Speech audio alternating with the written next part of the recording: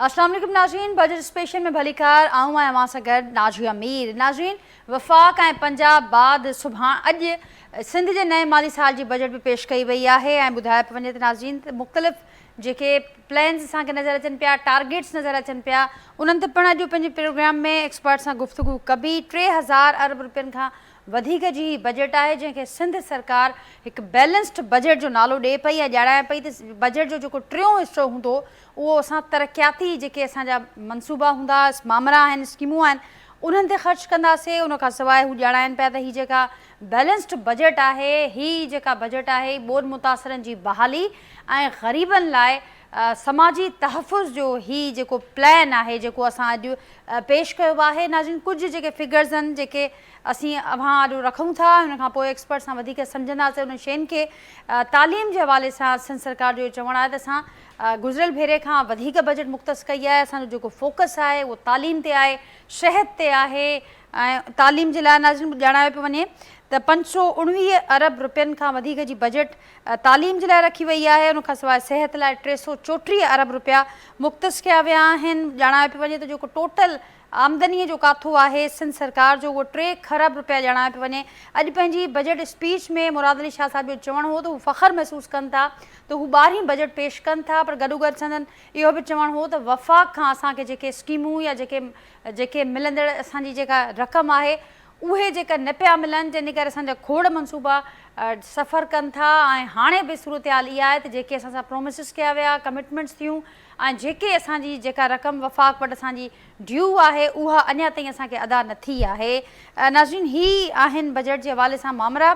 अॼु पंहिंजे जेके एक्सपर्ट्स आहिनि उन सां गुफ़्तगू कयूं था ऐं गॾोगॾु न रुगो सिंध जे बजट ते असीं फोकस कंदासीं, पर उन खां सवाइ जेका फेडरल बजट साम्हूं आई आहे उनखे बि पिणु असां ज़रूरु डिस्कस कंदासीं त हाणे असां ॾिठो आहे त उन बजट खां पोइ जेका तनक़ीद या जेको रद्दमल साम्हूं अचे पियो कंहिं हिकिड़े पासे खां न पियो अचे। आवाम जो रद्दमल अलॻि अचे पियो, ऑपोज़िशन अलॻि तनक़ीद कंदे नज़र अचे पई, जॾहिं त जेका हिन हुकूमत जा इतिहादी आहिनि उहे पिणु हिन बजट मां नाख़ुशि नज़र अचनि पिया, हिन पॉलिसीज़ मां नाख़ुशि नज़र अचनि पिया त कहिड़े रीति हुकूमत हिन मामले खे अॻियां खणी वेंदी। फाइनेंस बिल जी जेका मंज़ूरी हूंदी, केतिरो वॾो चैलेंज हूंदो हिन हुकूमत लाइ, इन ते पिणु एक्सपर्ट सां गुफ़्तगू थींदी।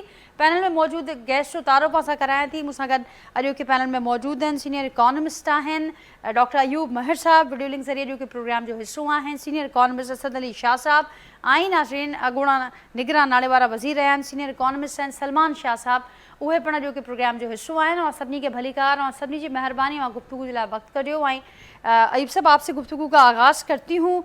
कैसा देखते हैं, कैसा ऑब्जर्व किया आपने वफाक, पंजाब और अब सिंध का बजट हमारे सामने, क्या कैसे देखते हैं आपसे? लेकिन ना जी, पहली चीज में थोड़ी सी एक मैकेनिज्म डिस्कस करूँ कि जो प्रोविंशियल बजट्स होते हैं इनका बेसिक जो ऑब्जेक्टिव होता है, जो प्रोविंशियल सब्जेक्ट्स हैं वो वेलफेयर ओरिएंटेड प्रोग्राम जिसमें हेल्थ है, एजुकेशन है, लॉ एंड ऑर्डर है, ये प्रोविंशियल सब्जेक्ट होते हैं। प्रोविंशियल बजट्स में कोई वो प्रेशर नहीं होता फिजिकल पॉलिसी का कि उनको फिजिकल पॉलिसी नेशनल लेवल पे बनानी है, ना उनका डिफेंस एक्सपेंडिचर का जो बहुत बड़ा हेड होता है, ना उनके ऊपर वो डायरेक्ट वे में इंटरनेशनल कंडीशनलिटीज लैंडिंग एजेंसीज की अप्लाई हो रही होती है। तो वो तो बेसिकली उनका बजट वेलफेयर ओरिएंटेड ही होना चाहिए और वेलफेयर ओरिएंटेड होता भी है। अभी भी पंजाब ने जो अपने हिसाब से सही समझा, उन्होंने बहुत सारे डेवलपमेंट और स्टेपन ओरिएंटेड प्रोग्राम इंट्रोड्यूस किए। सिंध में एक फिलॉसफी है जो अब से नहीं 2-3 डिकेड से हम देखते चले आ रहे हैं कि सिंध में खास तौर पे हेल्थ और एजुकेशन पर फोकस किया जाता है, पहले भी किया जाता है, गुज़िश्ता बजट में भी किया गया था।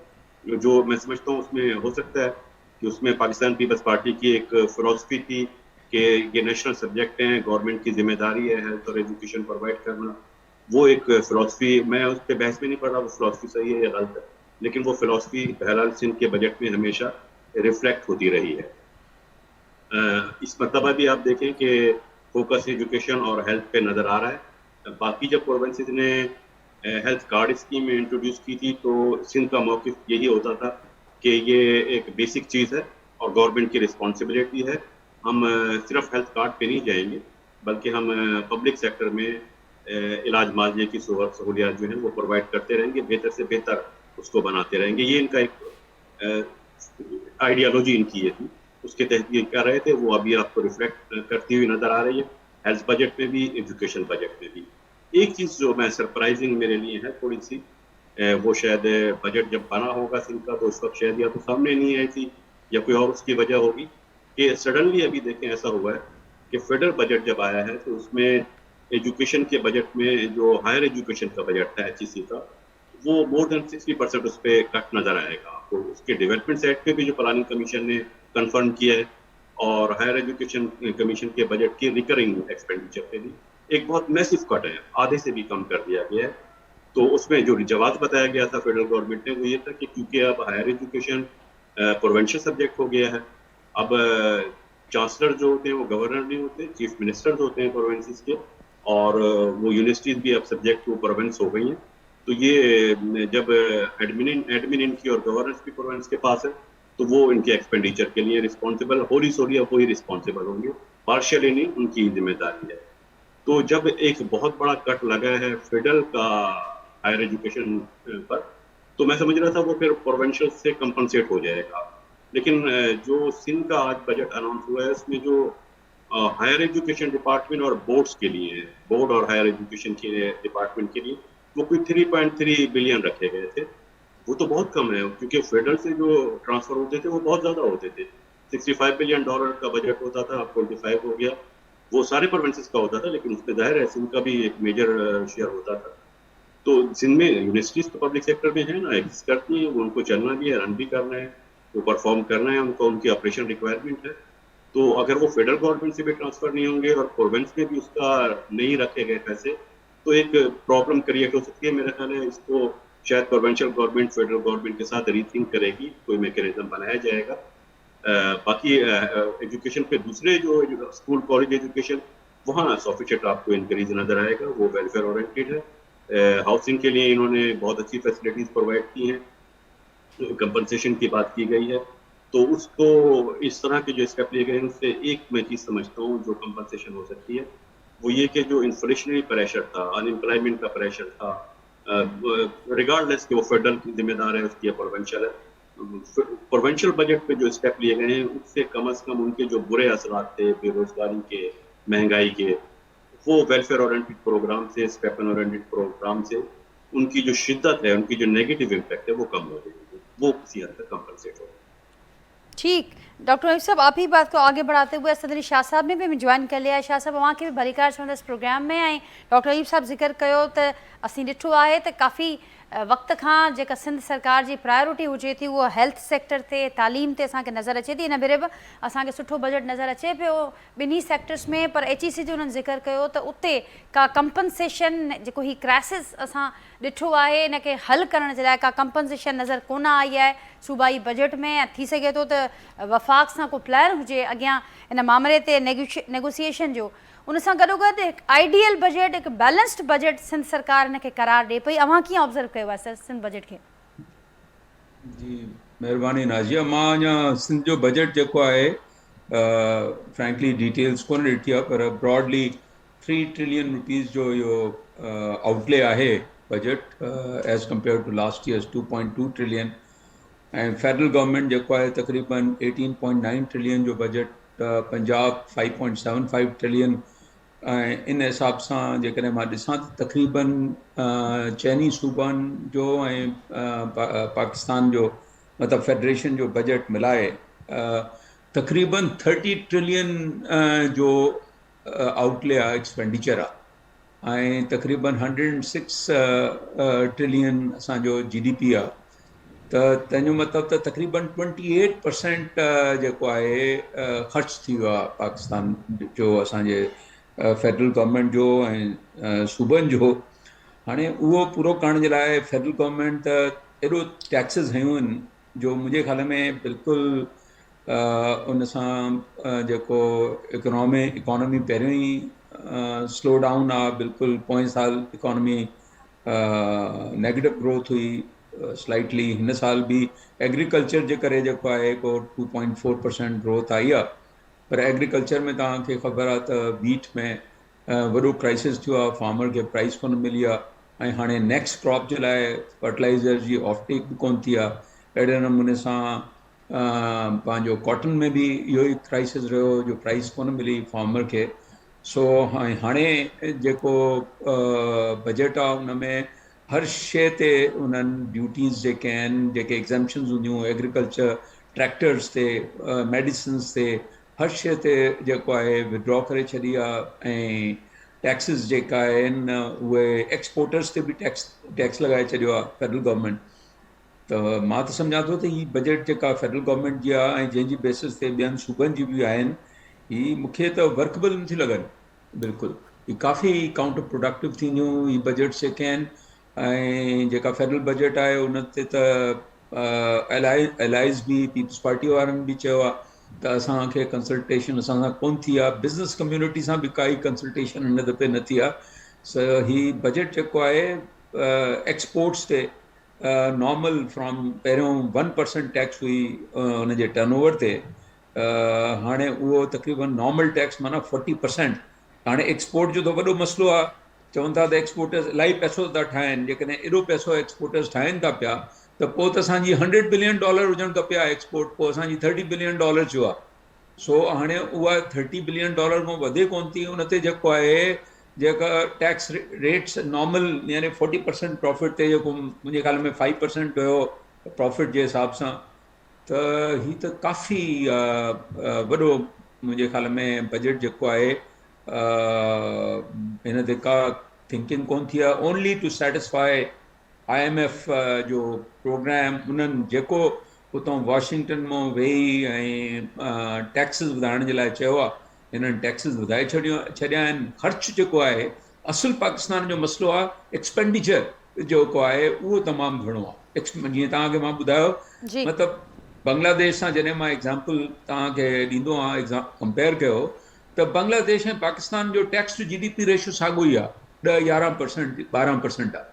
जेको जेकॾहिं रेवेन्यू ॾिसजे टैक्स टू GDP रेशियो शायदि 10% आहे, पर ओवरऑल नॉन टैक्स रेवेन्यू ऐं ॿिया रेवेन्यूज़ मिलायो त शायदि 12% ताईं थींदो हूंदो।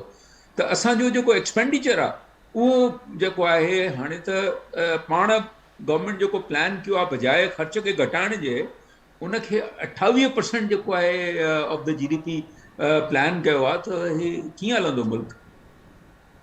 मूंखे तमामु घणी हैरानी आहे ही बजट्स जेके आहिनि। को रिफॉर्म जो जेको आहे, को मूंखे लॻे थो त को प्लान कोन्हे, को का थिंकिंग कोन्हे, का इमेजिनेशन कोन्हे।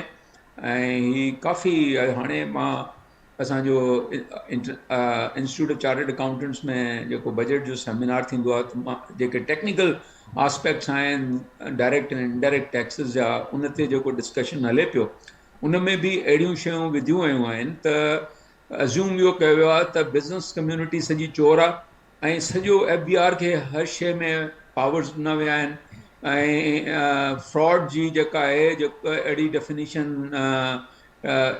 विधी वई आहे त ओनस जेको आहे टैक्स पेयर ते आहे। जेकॾहिं उहो टैक्स अथॉरिटीज़ चवनि था त हे फ्रॉड आहे, त पोइ हुनखे प्रूव करिणो पवंदो त इहो फ्रॉड कोन्हे। यानी जेको नैब वारो प्रोविज़न आहे उहो सेल्स टैक्स जे कानून में विधो वियो आहे। ऐं 15 सालनि जो जेको आहे रिकॉर्ड घुराए सघनि था, जेको पहिरियों 5 सालनि ताईं 6 सालनि ताईं हो। सो ही काफ़ी बजट जेको आहे मूंखे प्रॉब्लमेटिक नज़र थो अचे। ऐं मूंखे लॻे थो त हिन ते डिस्कशन्स थी काफ़ी चेंज थींदो। मूंखे करणु खपे, मुंहिंजे ख़्याल में रिव्यू करणु खपे, न त ही ॾाढो काउंटर प्रोडक्टिव थींदो। काउंटर प्रोडक्टिव थींदो, चेंज हिनखे करिणो पवंदो। ऐं असीं ॾिसूं था त तमामु घणो सख़्तु क़िस्म जो रिएक्शन बि नज़र अचे पियो हर पासे खां इन बजट खे वठी करे। असद अली शाह साहब सां गॾु आहे ऐं मूंसां गॾु नाज़रीन असांखे जॉइन कयो आहे डॉक्टर सलमान शाह साहब असां सां गॾु प्रोग्राम में मौजूदु आहिनि। डॉक्टर साहब अस्सलाम वालेकुम। सलमान शाह साहब, असद अली शाह साहब, डॉक्टर अयूब उमर साहब भी मेरे साथ पैनल पे मौजूद हैं प्रोग्राम में, और आपने सुना उनको, वो ये कह रहे हैं कि काउंटर प्रोडक्टिव है ये बजट, बड़ा प्रॉब्लमेटिक है। और ये जो प्रॉब्लमेटिक बजट है ये ख़ुद भी इस वक्त जो ये जिस इत्तेहादी हुकूमत ने ये बजट पेश किया है उनके लिए भी बड़ी प्रॉब्लम करेगा। तो इसको रिव्यू होने की सख्त अशद ज़रूरत है। आप कैसे देखते हैं, आपने कैसा ऑब्ज़र्व किया? वफाक के बाद हमने देखा कि बाकी जो प्रोविंशियल बजट्स हैं वो भी आ गई हैं हमारे सामने। देखिए, ये बिल्कुल सही बात की है। ये बजट जो है ये ब्यूरोक्रेटों का बजट है और इसमें किसी किस्म की कोई रिफॉर्म नजर नहीं आती, कोई अकल नजर नहीं आती। आपने पाकिस्तान का सबसे बड़ा بجٹ بنا کے پیش کر دی ہے، جبکہ پاکستان کے حالات جو ہیں وہ اس کے لیے تیار نہیں ہے کہ ہم اخراجات کو اتنا بڑھا دیں۔ 18,500 ارب سینٹرل گورنمنٹ خرچ کرے گی، پروونسز میں لا جلا کے وہ بھی کوئی 9,000 ارب کے قریب خرچ کریں گے۔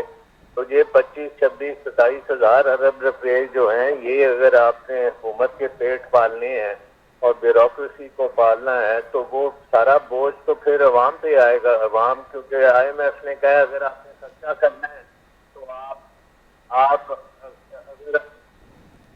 اگر آپ نے خرچہ کرنا ہے تو پھر آپ ٹیکس لگائیں۔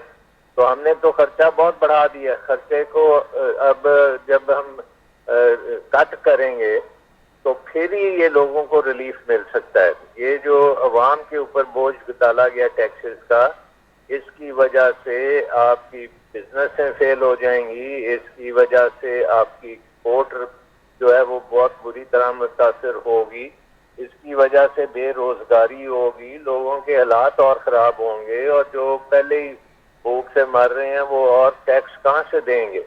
تو آئی تھنک ان ریئلسٹکلی زیادہ ٹیکسز لگا دیے گئے ہیں، اور اس کی وجہ سے اکانومی اسٹینڈ اسٹل پہ رہے گی۔ یہ 3-3.5% کی جو گروتھ کر رہے ہیں یہ تو ناممکن ہوگی، یہ نیگیٹو گروتھ میں جائے گا، کیونکہ ریئل اسٹیٹ بھی کام بند ہو جائے گا، ایکسپورٹس جو ہیں وہ بہت زیادہ سلو ڈاؤن ہوں گی، اور بزنس جو ہے وہ کوئی انویسٹ نہیں کرے گا۔ سو انویسٹمنٹ جس کی اس وقت سب سے شدید ضرورت انویسٹمنٹ کی تھی، وہ انویسٹمنٹ یہاں پہ نہیں ہوگی، کیونکہ نہ کوئی ڈی ریگولیشن کی گئی ہے۔ پرائیویٹائزیشن کا بھی جو ایک بس PIA کا نام چل رہا ہے کہ وہ کر دیں گے، لیکن جس قسم کی پرائیویٹائزیشن کرنی ہے وہ نہیں نظر آ رہی۔ بجٹ میں 30 ارب شاید رکھا ہے پرائیویٹائزیشن کا، جو بالکل ہی بہت کم ہے۔ تو آئی تھنک نہ کوئی ریفارم ہے، اور بیوروکریسی کو پالا جا رہا ہے، اور جتنے بڑے بڑے محکمے ہیں جس میں اب FBR کی بات کرتے ہیں کہ ٹیکنالوجی لائیں گے، تو 25,000 کی جو وہاں پہ نفری ہے اس کو تو کم کریں نا، اس کو 4-5 ہزار پہ لے کے آئیں، اور وہاں پہ پھر ٹیکنالوجی سے کام لیں، آرٹیفیشل انٹیلیجنس سے لیں، اور جلدی سے جلدی کریں، کیونکہ ہمارے پاس وقت نہیں ہے۔ اور اکانومی میں جو بیوروکریسی نے اپنا پنجہ کاڑا ہوا ہے وہ آپ کو نکالنا پڑے گا، نہیں تو یہ اکانومی نہیں چلے گی آگے چل کے۔ ٹھیک، ڈاکٹر ایوب صاحب کیا کہیں گے آپ، اس میں کچھ ایڈ کریں گے؟ اور پھر اس ساری سچویشن میں جو اتنے ہم بڑے بڑے ٹارگٹس دیکھ رہے ہیں وہ کیسے اچیو ہو پائیں گے؟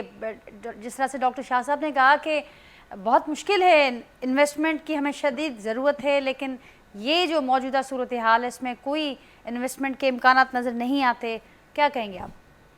ناجیہ دیکھیں، پہلی بات یہ کہ جو ٹارگٹ ہے وہ ٹارگٹ ہی اتنے چھوٹے ٹارگٹس ہیں جو ہمارے ریکوائرمنٹ سے کم ہے۔ جیسے GDP کا اگر 3.5 یا 3.6 ٹارگٹ ہے، وہ ٹارگٹ تو ہماری ہمیں اگر پاورٹی اینڈ امپلائمنٹ سے کو ختم کرنا ہے، ریڈیوس کرنا ہے، تو 5 to 6% تو ہمارا ریکوائرمنٹ ہے GDP گروتھ ریٹ کا۔ وہ ریٹ ہم 3 to 3.5% رکھتے ہیں، اور وہ بھی اچیو نہ ہو، وہ 2.2% اچیو ہو جائے، تو وہ تو ٹارگٹ پہ تو میں جاؤں گا نہیں۔ ٹارگٹ تو پہلے ہی ہمارے ریکوائرمنٹ سے بہت کم ہے۔ دوسرا یہ کہ جو 38% انکریز کیا گیا ہے ٹیکسز میں، اس میں دیکھیں اس کے 3 امپورٹنٹ اسپیکٹس ہیں۔ جی، پہلی بات یہ کہ IMF نے پہلی مرتبہ ایک چیز کی طرف انڈیکیشن دیا تھا کہ پاکستان میں انفلیشن کی وجہ سے پولیٹیکل انسٹیبلٹی ہو سکتی ہے۔ جب IMF خود یہ ایڈمٹ کر رہا ہے تو انفلیشن کریٹ ہونے کا ایک بہت بڑا ریزن ہوتا ہے انڈائریکٹ ٹیکسز، اور انفارچونیٹلی باوجود اس کے کہ فائنانس منسٹر صاحب کہہ رہے تھے کہ ہم کوئی مقدس قائد نہیں ہیں، ہم ڈائریکٹ ٹیکسز پہ جائیں گے، جو ارن کر رہا ہے اسی سے ٹیکس دیں گے، اس کے باوجود انڈائریکٹ کا ریشو بڑھا ہے، ڈائریکٹ ٹیکسز پر فوکس کیا گیا ہے۔ ان ریئلسٹک ٹارگٹ ہے 38% FBR کے ریونیو میں انکریز دکھایا گیا ہے۔ ہر اکنامک پرابلم کا حل ٹیکس ٹو GDP ریشو نہیں ہوتا۔ 73 کا مجھے ایک ایکسپیرینس یاد ہے، ورلڈ وائڈ ایکسپیرینس ہے آئل امبارگو کا، کہ جب ویسٹرن ورلڈ میں تباہی آئی تھی تو اس پہ آج تمام اکانومسٹ ایگری کرتے ہیں کہ اس کا آئل کے امبارگو سے شاید اتنی تباہی نہیں آئی تھی جتنی ان کنٹریز کے فائنانس منسٹر نے جو اسٹیپ لیا تھا کہ جو پروفیٹیبل انسٹیٹیوشن تھے ان کے ٹیکس ریٹ ان یوزول بڑھا دیے تھے، اس کی وجہ سے ان کی اکانومیز کو زیادہ نقصان اٹھانا پڑا تھا۔ تو ٹیکس ریٹ بڑھا دینا ایک حل نہیں ہوتا، اور ریٹ بڑھا دینا उन्हीं का जो ऑलरेडी टैक्स पे कर रहे हैं। तीसरा एक बहुत इंपॉर्टेंट मैं चीज इंडिकेट करना चाह रहा हूँ, क्योंकि लोग बजट स्पीच पर मैं देख रहा हूँ मीडिया में ज्यादा तबसरे होते हैं, स्पीच को डिस्कस करते हैं, डॉक्यूमेंट्स और उसमें जो बजट में चीजें हैं उनको डिस्कस नहीं किया जाता। जो डेफिसिट फाइनेंसिंग हुई है, डेफिसिट में खर्चा ठीक है, खर्चा ज्यादा है, उसमें सबसे बड़ा तो हमारा हेड जो होता है वो इंटरेस्ट पेमेंट का और रिडम्पशन ऑफ टैक्स का होता है। जिनको कम करने की बात करते हैं, पेंशन या सैलरीज की हम बात करते हैं, वो तो टोटल बजट का 4 to 5% होता है, उसको हम मजीद कट करना चाहते हैं। बड़े एक्सपेंडिचर हमारे बस में नहीं है कि उनको हम कट कर सकें, उस पर हम बात ही नहीं करते। मसला ये है कि जो डेफिसिट फाइनेंसिंग होती है, ट्रेंड ये था कि वो बैंक बॉर्बिंग जो होती थी पाकिस्तान में वो आखिर में होता था, तो उसका पोर्शन कम होता था। अब 5.2 ट्रिलियन का, बिलियन नहीं, 5.2 ट्रिलियन का की बैंक बॉर्बिंग होगी बजट डेफिसिट को कम करने के लिए। ये 5.2 जो है कमर्शियल बैंक्स की है, और तकरीबन 2 ट्रिलियन जो है वो सेविंग अकाउंट और दूसरी जो गवर्नमेंट के नेशनलाइज स्कीम्स होती हैं, सेविंग सेंटर वगैरह की, वहाँ से होगी। तो अगर 7 ट्रिलियन लोगों के डिपॉजिट गवर्नमेंट के डेफिसिट को मैनेज करने के लिए, फाइनेंस करने के लिए यूज होंगे, तो फिर इन्वेस्टमेंट के लिए और इंडस्ट्रियलाइजेशन के पास तो वही सेविंग तो यूटिलाइज होनी होती है इन्वेस्टमेंट पे। 7 ट्रिलियन एक बहुत बड़ा फिगर है, हिस्टोरिकल फिगर है जो बजट डॉक्यूमेंट पे रिफ्लेक्ट हो रहा है। तो इतना बड़ा अगर हम फाइनेंसिंग कमर्शियल बैंक से और नेशनल सेविंग से यूटिलाइज कर रहे होंगे, फेडरल बजट को अच्छा इस दफा करेंगे, अगली दफा उससे ज्यादा होगा, क्योंकि इसमें इंटरेस्ट रेट जमा होता रहेगा। गवर्नमेंट को परवाह नहीं है, बैंक्स को परवाह नहीं है। बैंक को इसलिए परवाह नहीं है कि अगर इंडस्ट्री को लोन देंगे तो रिस्क मैनेज करना होगा, फिजिबिलिटी रिपोर्ट देखनी होगी, उनको रिस्क शेयरिंग करनी होगी। गवर्नमेंट को लोन देने में बैंक का फायदा है, हायर इंटरेस्ट रेट है, रिस्क फ्री एक तरह की उनकी लैंडिंग होगी जो उनको यकीनन मिल जाएगी। और गवर्नमेंट कोई इन्वेस्टर तो है नहीं, इंडस्ट्रियलिस्ट तो है नहीं, गवर्नमेंट को कोई फिजिबिलिटी नहीं बनानी। गवर्नमेंट को जब वापस करना होगा तो टैक्स मजीद बढ़ा देंगे। तो ये जो आज के जो डेफिसिट फाइनेंसिंग है, ये आने वाले वक्त के लिए कितनी नुकसानदेह होगी, इसकी तरफ मेरा ख्याल है फोकस इस पे होना चाहिए हमारा, उसको कैसे मैनेज किया जाए। एक्सपेंडिचर को कंट्रोल करना, रेवेन्यू को किस तरह से इतना नहीं बढ़ाना चाहिए या किस हद तक बढ़ाना चाहिए, वो 2 इम्पोर्टेंट एस्पेक्ट हैं। लेकिन डेफिसिट फाइनेंसिंग जिस सोर्स से हो रही है, वो मैं समझता हूँ वो सब इन दोनों से ज्यादा इम्पोर्टेंट है इस वक्त, इसलिए कि वो लॉन्ग टर्म में नुकसान पहुंचा रहे हैं। लॉन्ग टर्म में वो नुकसान पहुंचा रहा है, उसको कैसे हैंडल किया जाए, उसकी कैसे मैनेजमेंट होनी चाहिए, इस पे ज़्यादा फोकस होना चाहिए। शाह साहब कुछ ऐड कंदो हुन में डेफिसिट फाइनेंसिंग जो ज़िक्र कियो डॉक्टर अयूब साहब, त हिन वक्त तमामु घणो फोकस हुन ते थियण जी ज़रूरत आहे। अजिया उन जी सूरत हाल मां तव्हांखे ॿुधायां त हाणे रिपोर्ट आई आहे स्टेट बैंक जी, जेको फाइनेंशियल सेक्टर या बैंकुनि जी जेका बैलेंस शीट आहे उहा स्टेट बैंक पब्लिश कंदी आहे। सो उन जे लिहाज़ सां हिन महिल सूरत हाल इहा आहे त बैंकुनि जी जेका इन्वेस्टमेंट आहे गवर्नमेंट पेपर में, यानी बैंक्स खां जेका बोरोइंग कई आहे उहा पोएं साल मई जे कंपेरेटिवली पोएं 1 साल में अप टू 31 में हिकिड़ो महीनो अञा बाक़ी आहे, उन जे हिसाब सां तक़रीबन 8.7 ट्रिलियन जी बोरोइंग करे चुकी आहे government of Pakistan from banks, जेको बैंकुनि जेको आहे ऐं जेको बैंकुनि जो इन्वेस्टमेंट थींदो आहे। ऐं इन्वेस्टमेंट टू डिपॉज़िट रेशो जेको आहे बैंकुनि जो, उहो हाणे तक़रीबन 98.6% आहे, यानी तक़रीबन ऑफ द डिपॉज़िट्स। तंहिंजो मतिलबु त जेका बि मुल्क जी सेविंग्स आहे, डिपॉज़िट्स आहे, तक़रीबन सॼो अञा हिकिड़ो महीनो पियो आहे, सॼो जो सॼो हाणे उहो गवर्नमेंट पेपर में लॻाए थो। प्राइवेट सेक्टर खे क्रेडिट जेको आहे उहो श्रिंक थियो आहे पोएं साल जे मुक़ाबले में। त इहा सूरत आहे। जेकॾहिं हिकिड़े साल जी असां ॾिसूं त हिकिड़े साल में जेको इन्वेस्टमेंट यानी नओं बोरोइंग थी कई आहे गवर्नमेंट बैंकुनि खां, जीअं मां चयुमि 8.7 ट्रिलियन आहे या 8.8 ट्रिलियन आहे, ऐं उन जे अगेंस्ट जेको डिपॉज़िट्स आहे उहो तक़रीबन 5,000 बिलियन या 5 ट्रिलियन आहे। So that is 177%। यानी हिन साल जेको माण्हुनि जी सेविंग्स हुई बैंक जी डिपॉज़िट्स में, वो that was insufficient to meet government's borrowing deficit जेको डॉक्टर साहब ॻाल्हि पियो करे, it was insufficient. So state bank had to do open market operations. State bank जेको आहे नोट छापे बैंकुनि खे एडिशनल पैसा ॾिना आहिनि 3.5-4 ट्रिलियन, उहो अलॻि जेको आहे बैंकुनि जेको आहे गवर्नमेंट खे फाइनेंस कयो आहे. छो जे लाइ जो हाणे एक्सटर्नल जेको पहिरियों डेट ईंदो हुयो उहो बिकॉज़ ऑफ पाकिस्तान जी रेटिंग्स ऐं सूरत हाल आहे त ॿाहिरों एक्सटर्नल डेट कोन वधियो आहे एॾो, पर जेको बैंकुनि जो ऐं डोमेस्टिक डेट आहे उहो नोट छापे जेको आहे इलाही वधी वियो आहे. सो तंहिंजे करे हाणे इहो सॼो जेको बैंकुनि जो जेको पैसो आहे वो यूज़ थियो आहे to finance unproductive expenditure of the government rather than financing the productive private sector investments या एक्सपेंडिचर जंहिंमें जिथे गुड्स एंड सर्विसेज क्रिएट थींदा आहिनि या इनोवेशन थींदी आहे. सो अॻे साल जेको आहे हिन साल जे मुक़ाबले में जेको आहे अञा बि 35-40% जेको आहे एक्सपेंडिचर असां वधायूं था, त नेक्स्ट ईयर जेको आहे कमु कीअं हलंदो मूंखे त सम्झ में कोन थो अचे. So it's not tenable. ठीकु, तमामु अहम सूरत हाल आहे जेका जिन पासनि जिन एरियाज़ में निशानदेही थी नाज़रीन आवाज़ आडो उसने रखी हुआ है. डॉक्टर सलमान शाह साहब, आप क्या कहेंगे कि जो सिचुएशन बताई गई डेफिसिट फिनेंसिंग के हवाले से, उसके साथ साथ जिक्र हुआ ओवरऑल ग्रे एरियाज़ का, कुछ पॉजिटिव साइंस भी आप देखते हैं इस बजट को लेकर, ओवरऑल मुआशी सूरत हाल को लेकर, कि कुछ पॉजिटिव साइड्स भी हैं जहाँ पर हुकूमत ने सोचा है, सिमत दुरुस्त की है और अब मज़ीद वहाँ पर गुंजाइश मौजूद है? आई थिंक इसमें जो एक पॉजिटिव एलिमेंट ये था कि फाइनेंस मिनिस्टर साहब ने तकरीर में जो बात की थी वो ये थी कि हुकूमत का काम बिजनेस नहीं है, हम बिजनेस से निकल जाएंगे और इसको हम प्राइवेट सेक्टर को आगे लेके आएंगे. ये बात तो उन्होंने की है, लेकिन अमली तौर पे बजट में ये रिफ्लेक्ट नहीं हो रही, क्योंकि ब्यूरोक्रेसी जो है वो बढ़ाई जा रही है, ब्यूरोक्रेसी पे खर्चा जो है वो बढ़ाया जा रहा है, और सारा जो इन्वेस्टमेंट देख रहे हैं कि जी हम पब्लिक सेक्टर इन्वेस्टमेंट से किसी तरीके से इस इकॉनमी को चला लेंगे, तो वो मेरा ख्याल है गलत डायरेक्शन में चल पड़े हैं और उसको कम करने की जरूरत है कि ये अब नए निज़ाम में आपको डेवलपमेंट करनी पड़ेगी और ये पब्लिक सेक्टर का जो है उसमें ना तो कैपेसिटी है और ना एबिलिटी है. ठीक, और डॉक्टर अयूब साहब, आप क्या कहेंगे आने वाले दिनों में कितने बड़े चैलेंजेस इस हुकूमत के सामने आएंगे बजट को लेकर? बहुत सारे एरियाज़ की निशानदेही हो रही है और साथ साथ क्योंकि फाइनेंस बिल अगर फेल होता है तो फिर आप अंदाज़ा करें कि ज़ाहिर है सारी गवर्नमेंट ही फेल हो जाती है, तो कितना बड़ा चैलेंज होगा इस फाइनेंस बिल को आगे लेकर चलना इस हुकूमत के लिए.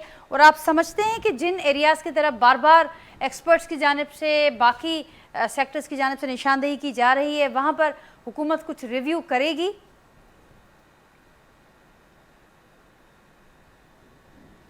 जी डॉक्टर अयूब साहब. जी देखिए, रिव्यू हुकूमत को मेरे ख्याल करना पड़ेगा, क्योंकि इस वक्त प्रेशर की बात नहीं कर रहा है कि इंडस्ट्री का क्या प्रेशर है, आवाम का क्या प्रेशर है. विद इन अगर पार्लियामेंट भी देखें तो कोलिशन गवर्नमेंट है, उसमें एक बहुत बड़ा जो पार्ट है गवर्नमेंट का विंग है वो पाकिस्तान पीपल्स पार्टी भी है, और नज़र ये आ रहा है कि पाकिस्तान पीपल्स पार्टी ने उस बजट को ऑन नहीं किया है, उससे मतलब है बिल्कुल एग्री नहीं किया है, उनकी तरफ से ऑब्जेक्शन रेज किए गए हैं. अगर पीपल्स पार्टी उसको ऑन नहीं करती तो मेरा ख्याल है कि पार्लियामेंट की फिर मेजोरिटी जो है वो उसका वोट मिलना उस बजट को मुश्किल हो जाएगा. वो किस तरह से फिर उसको पास कराएंगे, कैबिनेट से अप्रूवल कर काफ़ी नहीं है, बहरहाल उसको नेशनल असम्बली में तो आना होगा, और नेशनल असम्बली में अगर वो नहीं पास हो पाता तो यकीनी तौर पे एक प्रॉब्लम हो जाएगी.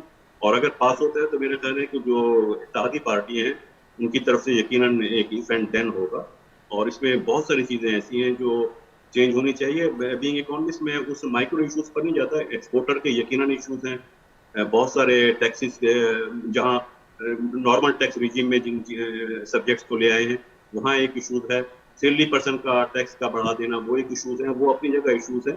लेकिन जो बड़ा इशूज़ है, सबसे बड़े जो इशू हैं वो ये कि जो रेवेन्यू का एक बिल्कुल अनरियलिस्टिक टारगेट बताया गया है, वो टारगेट का मेरे ख्याल में अचीवेबल भी नहीं है. और अगर ऐसा है कि वो टारगेट इसलिए रखा गया है क्योंकि IMF की कंडीशनलिटीज में था कि ये टारगेट अचीव करना है, تو اگر صرف IMF کو بتانے کے لیے کیا ہے اور ان کو خود اگر یہ اندازہ ہے کہ یہ ٹارگیٹ ان ریئلسٹک ہے تو پھر پورے سال میں گورنمنٹ چلانا مشکل ہو جائے گا. اگر پاس بھی ہو گیا تو پھر ان کو منی بجٹ لانا پڑ جائے گا. اگر وہ ٹارگیٹ اچیو نہیں ہوا تو ایکسپینڈیچر کو کٹ کرنا پڑے گا اس کے حساب سے, اور منی بجٹ لانا پڑے گا, اس لیے کہ ڈیفیسٹ فائنانسنگ میں اب مزید بورونگ کی گنجائش نہیں ہے. اگر مزید بورونگ کی طرف گئے اور بینک سے مزید بورو کیا, ابھی جس طرح شاہ صاحب نے ایک اسٹیٹسٹکس دے دیے ہیں بینکنگ اسٹیٹسٹکس, تو خدا نہ خاصہ اللہ نہ کرے اگر وہ سچویشن آ گئی کہ اگر گورنمنٹ بینکوں کی ڈیفالٹر بن گئی تو وہ ایک بہت بڑا کرائسس کریٹ ہو جائے گا کنٹری میں. اللہ نہ کرے کہ اس طرف حالات جائے, اس سے پہلے یہ اسٹیپس ہمیں لینے ہوں. ٹھیک, اور ریویو کی صورت میں IMF کا کیا پھر دیکھ رہے ہیں آپ, کیا پریشر آ سکتا ہے, کیا معاملات وہاں پر ہو سکتے ہیں ہمارے لیے؟ تھوڑی دیر کے لیے اگر ہم ایزیوم کریں IMF کو درمیان سے نکالتے ہیں. IMF کا جو لون ہوتا ہے اس کا بجٹ سے ڈائریکٹ کوئی تعلق ہوتا ہے. IMF کے پیسے ملتے ہیں فارن ایکسچینج ریزرو کو مینٹین کرنے کے لیے, تاکہ ہم انٹرنیشنلی ہماری LCs کھلتی رہیں, امپورٹ ہوتی رہیں. جو ضروریات زندگی کی امپورٹ ہے, آئل ہے, فارماسیوٹیکل آئٹمس ہے, وہ فارن ایکسچینج کے ریزروس کو مینٹین کرنے کے لیے ہوتے ہیں. لیکن ان کی کنڈیشن بہرحال پوری اکانومی سے ریلیٹڈ ہوتی ہیں, تو بجٹ سے ریلیٹڈ بھی وہ کنڈیشن دیتے ہیں. ہم تھوڑی دیر کے لیے اگر یہ فرض کریں کہ اگر IMF کی کنڈیشن نہ ہو اور ہم خود بجٹ بنائیں, خود ہمیں بنانا ہے بجٹ, تو ایکسپینڈیچر ہم اس طرح بڑھائیں گے جیسے بڑھائے گئے ہیں. یہ IMF نے خرچے بڑھانے کا تو IMF نے کب کہا تھا؟ بجٹ میں خرچے بڑھائے گئے ہیں, تبھی تو اتنے ریونیو اور اتنے لون ہمیں لینے پڑ رہے ہیں. وہ خرچے بڑھانے کا تو IMF نے نہیں کہا تھا. ٹیکس ٹو GDP ٹارگٹ کا اس کا تھا, لیکن اس میں بھی IMF کی جو اسٹیٹمنٹ 2-3 مہینے سے آ رہی تھی وہ انڈائریکٹ ٹیکسز کے بڑھانے پر آ رہی تھی. IMF نے تو نہیں کہا تھا آپ انہیں کو ٹیکس کر دیں جن پر ٹیکس لگا ہوا ہے, انہیں سیکٹر پہ لگا دیں. IMF تو کہہ رہا تھا ٹیکس نیٹ بڑھائیں, ٹیکس نیٹ تو نہیں بڑھایا گیا نا. تو IMF کی باتیں جو اگر مانی کہ ہم کہہ دیں تو یہ اسٹیپ گوٹ ہوگی کہ ہم IMF کے نام پہ یہ اسٹیپ لے رہے ہیں. IMF نے خرچہ بڑھانے کی کلاؤ IMF کی نہیں. بالکل ڈاکٹر ایوب صاحب کہ ظاہر ہے کہ وہ خرچہ بڑھانے کی بات نہیں, لیکن خرچہ گھٹانے کے حوالے سے بھی پرائیورٹیز نظر نہیں آ رہی اس گورنمنٹ کی. صدر علی شاہ صاحب کچھ ایریاز جو ذکر کयो ڈاکٹر ایوب صاحب जिते रिव्यू जी सख़्त ज़रूरत आहे ऐं हुकूमत खे वञणु खपे, अवां कुझु एड कंदा त किथे किथे गुंजाइश मौजूदु आहे त हिन हुकूमत खे उते रिव्यू करण जी सख़्त ज़रूरत आहे. ख़ासि करे पाकिस्तान पीपल्स पार्टी जो बि ज़िक्र थियो त हिन ॻाल्हि थी त PSDP वारे मामले ते पीपल्स पार्टी जा सख़्त रिज़र्वेशन्स आहिनि, ॿियनि मामलनि जो बि ज़िक्र थिए थो. अवां ॾिसो पिया एड्रेस थींदे उहे समूरी शयूं? ॾिसो, हिकिड़ी ॻाल्हि त इहा आहे नाज़िया त मां सम्झां थो त फाइनेंस मिनिस्टर साहिबु जेको आहे उहो ॻाल्हियूं बिल्कुलु सही पियो करे शुरू खां वठी जेको आहे, पर लॻे थो त जेका बजट आई आहे उहा उनजी जेका स्टेटमेंट्स आहिनि उन सां कंसिस्टेंट न आहे. उहा मूंखे लॻे थो त हिन काफ़ी ब्यूरोक्रेसी ते काफ़ी रिलायंस आहे, ऐं पाण थोरोली मूंखे लॻे थो त ॾिठो कोन अथई त बजट जेको आहे इहो रिकवरी कीअं थींदी, उन में इन डेप्थ फाइनेंस मिनिस्टर साहिबु, ऐं इहो बि साम्हूं अची वई ॻाल्हि त हिन दफ़े इहा बजट न बिज़नेस कम्यूनिटी सां डिस्कस थी आहे प्रपोज़ल्स, न ई एलाइज़ सां डिस्कस थिया आहिनि. ॿी जेको मेन जेके आहिनि आस्पेक्ट्स हिन बजट में, ज़ाहिर आहे एक्सेसिव टैक्सेशन आहे हिन में. एक्सपोर्ट सेक्टर ते जेको टैक्स एॾो वधायो थो वञे, मुंहिंजे ख़्याल में इहो बिल्कुलु नामुनासिबु आहे. अच्छा, अहिड़े नमूने सां टैक्स रेट जेको आहे नॉन कॉर्पोरेट सेक्टर ते सैलरीज़ ते बि थोरो वधायो थो वञे, एॾो न आहे. जेको बिज़नेसिस थे अदर देन कॉर्पोरेट सेक्टर, उहो 35% खां 45% ताईं हुन में जेकॾहिं सुपर टैक्स वग़ैरह ऐड कयो ऐं वर्कर्स वेलफेयर फंड वग़ैरह, त इहो 50-55% थी थो वञे. त उन सेक्टर में त एवेजन थी वेंदी वधीक. सो इहो बिल्कुलु इन खे रिव्यू करण जी ज़रूरत आहे उनखे. सो ऐं ॿियो ख़र्चो जेको आहे बजाए घटाइण जे, public sector development programme 3.8 trillion जॾहिं पैसा तव्हां वटि आहिनि ई कोन, सॼो तव्हां बोरोइंग था कयो, त एतिरो पब्लिक सेक्टर डेवलपमेंट प्रोग्राम तव्हांखे रखण जी कहिड़ी ज़रूरत आहे सूबनि में बि ऐं फेडरल गवर्नमेंट में बि, जंहिंजा आउटकम्स बि कोन था अचनि. सो ऐं उहो वरी तव्हां एक्सपेक्ट था कयो त एक्सेसिव टैक्स रेट सां ऐं टैक्सिस सां जेको आहे तव्हां उहो रिकवरी कंदव. एतिरो वॾो तव्हां टारगेट रखियो आहे जेको रिकवर कोन थी सघंदो. सो तंहिं करे मां सम्झां थो त हिनखे काफ़ी हिन खे रिव्यू करण जी ज़रूरत आहे, ऐं चेंजिस मूंखे लॻे थो त हिननि करणियूं पवंदियूं गवर्नमेंट खे. फाइनल शायद बजट इहा न हूंदी जेका हिननि बिल फाइनेंस बिल में बजट डॉक्यूमेंट्स में आहे। ठीक है, सम्झो पिया फाइनल बजट या न हूंदी है, ज़रूर उनके रिव्यू में वञणो पवंदो। सलमान शाह साहब, फाइनल कमेंट आपका, क्या कहेंगे आप कि फौरी तौर पर इस गवर्नमेंट की क्या प्रायोरिटीज़ होनी चाहिए? बार बार एक्सपेंडिचर्स कम करने के हवाले से बातें होती रहती हैं, और आपने भी जैसे फरमाया कि हमने जो बातें सुनी वज़ीर ख़जाना की जानिब से वो कुछ और थी, और फिर जो रिफ्लेक्ट हुआ बजट के डॉक्यूमेंट में वो चीज़ें बहुत मुख्तलिफ हैं। तो कैसे इनको लाएगी, अलाइन कर पाएगी, क्या देख रहे हैं आप हुकूमत, और फिर कितने बड़े चैलेंजेस होंगे इस हुकूमत के लिए आने वाले दिनों में? लेकिन सबसे पहले बात तो ये है कि इनको ये पहले बजट को अप्रूव कराना है, तो उसके लिए सारों के साथ बैठ के इनको कोई कॉम्प्रोमाइज करना पड़ेगा और एक एक्सेप्टेबल इसमें चेंजेस करनी पड़ेंगी। और अगर ये अप्रूव हो जाता है बजट, तो फिर नेक्स्ट चैलेंज होगा कि IMF प्रोग्राम जो है उसकी नेगोशिएशंस करें और उसमें जल्दी से जल्दी वो करना शुरू करें।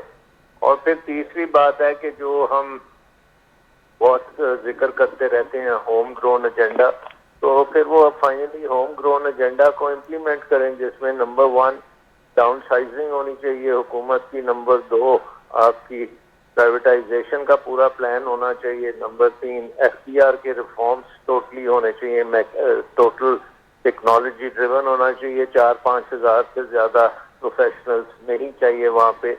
इसी तरह बाकी महकमे हैं, उनकी आपने डाउन साइजिंग करनी है और उनका डायरेक्शन ठीक करनी है, और प्राइवेट सेक्टर को आपने मोबिलाइज करना है, प्राइवेट सेक्टर को कॉन्फिडेंस दिलाना है, और उनके सर पे जो रेगुलेटरी बर्डन पड़े हुए हैं उसको हटाना है।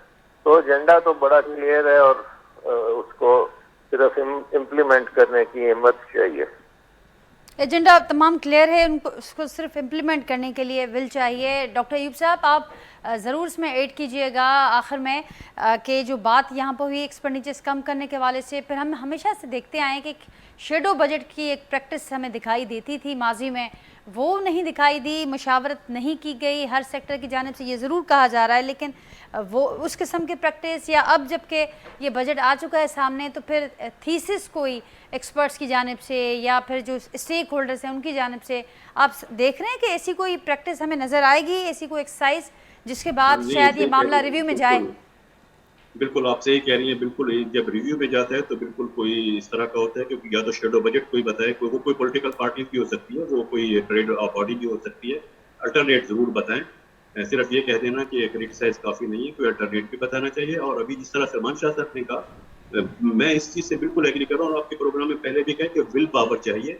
विल पावर सिर्फ ये नहीं कि विल पावर एक्सपेंडिचर को कट करने के लिए चाहिए, वो तो शायद आसान हो।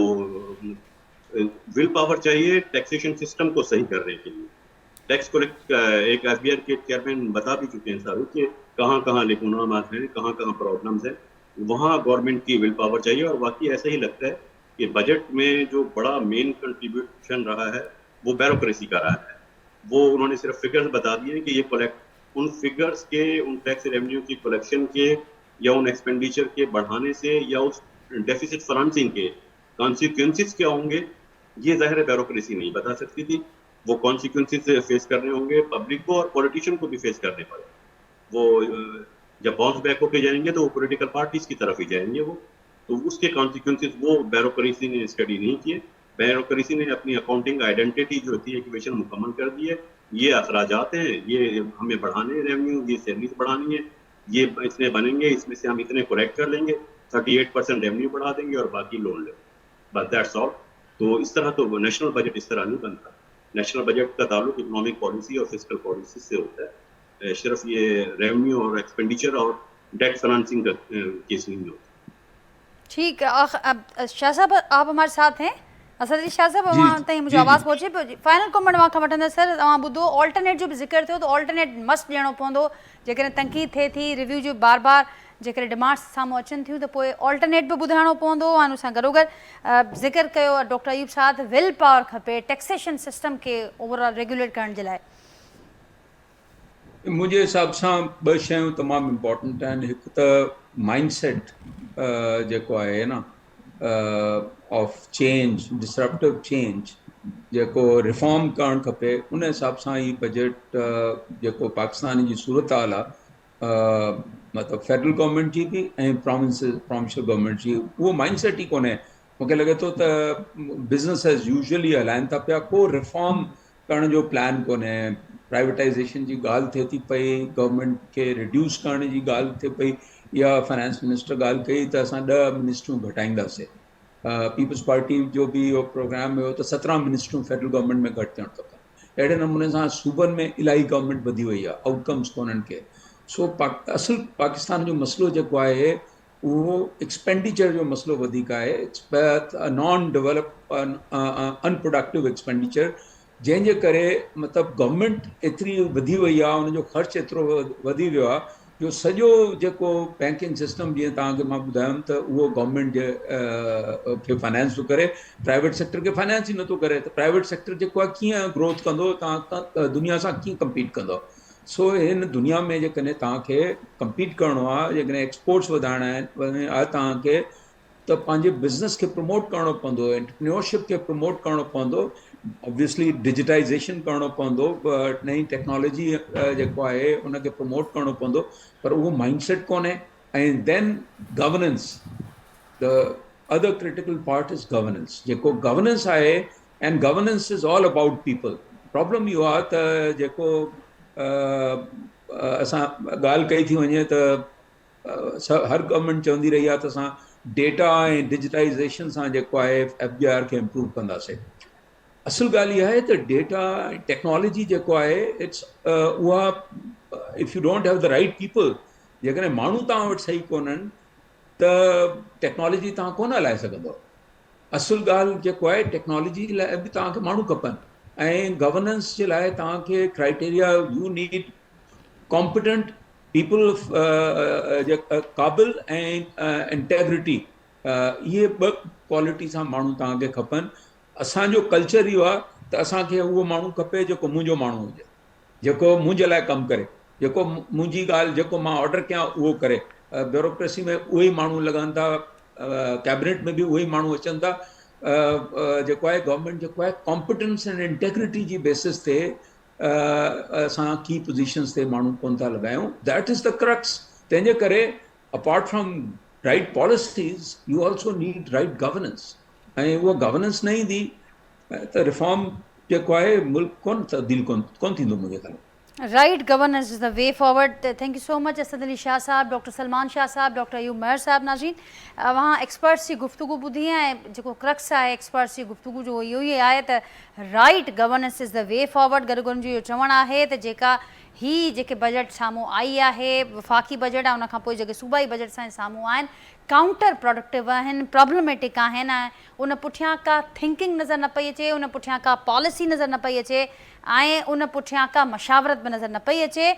ऑल्टरनेट जो बि ज़िक्र थियो त जॾहिं ॻाल्हि तनक़ीद बि थिए पई ऐं रिव्यू जी बार बार डिमांड्स पे साम्हूं अचनि पियूं, एक्सपर्ट सम्झनि था त हिन हुकूमत खे ज़रूरु रिव्यू में वञणु बि घुरिजे, ऐं शायदि जेकॾहिं ही पास कराइण में मंज़ूरी वारो जेको मरहलो आहे उन में ही हुकूमत कामयाबु थी बि वञे, उनखां पोइ बि उन्हनि खे मिनी बजट ज़रूरु आणो पवंदो, छाकाणि त काफ़ी अहिड़ा एरियाज़ आहिनि जिन जी निशानदेही एक्सपर्ट्स कनि पिया त उते बिल्कुलु उहे वर्केबल कोन पिया नज़र अचनि। उन करे तमामु घणी ज़रूरत आहे त उन्हनि शयुनि खे ॿीहर ॾिठो वञे, ऐं उन हवाले सां ज़िक्र थियो त गवर्नेंस, ज़ाहिर आहे गवर्नेंस हूंदी त पोइ ई जेके बि रिफॉर्म सजेस्ट कनि पिया एक्सपर्ट्स, उन्हनि ते तॾहिं ई कमु थी सघंदो। नाज़रीन, मूंखे इजाज़त वठंदासीं, बजट ट्रांसमिशन सां ई जारी आहे, हिते अव्हां खां मोकिलाणी वठंदासीं। मूंसां गॾु जेके एक्सपर्ट्स हुआ उनजी गुफ़्तगू जे हवाले सां पंहिंजे फीडबैक असांखे ज़रूरु आगाह कजो।